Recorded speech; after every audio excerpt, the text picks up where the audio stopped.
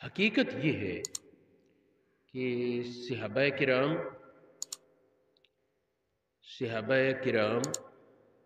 ان کا اخلاص، خاص طور پر یہ ابو بکر صدیق کے اخلاص کے بارے میں، ابو بکر صدیق کے اخلاص کے متعلق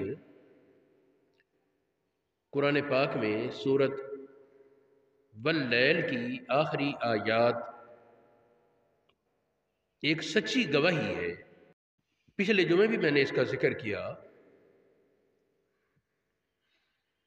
کہ ابو بکر کے مال خرچ کرنے پر،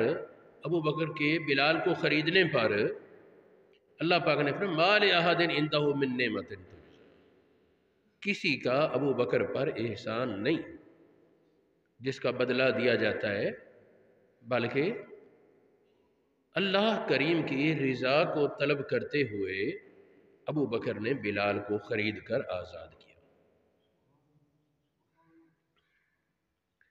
میں رات پڑھ رہا تھا کہ صحابہ میں سے صرف ابو بکر صدیق ہے جس کا صحابی ہونا قرآن پاک نے بیان کیا۔ باقی حضرات اجمالاً ہے، سارے صحابہ فضائل ہیں، ٹھیک ہے،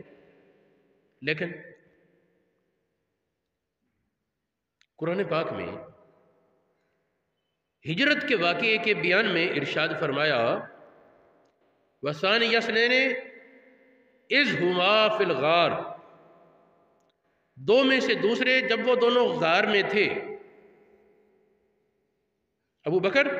اور نبی پاک یہ غار میں تھے۔ اِذْ يَقُولُ لِصَاحِبِهِ، جب نبی پاک اپنے صحابی کو کہتے لا تحزن، غم نہ کر، ان اللہ معنا، بے شک اللہ تعالی ہمارے ساتھ ہے۔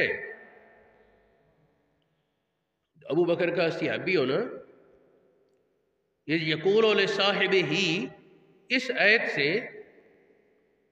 بالکل نص قطعی یقینی کے ساتھ ثابت ہوتا ہے کہ ابو بکر کی صحابیت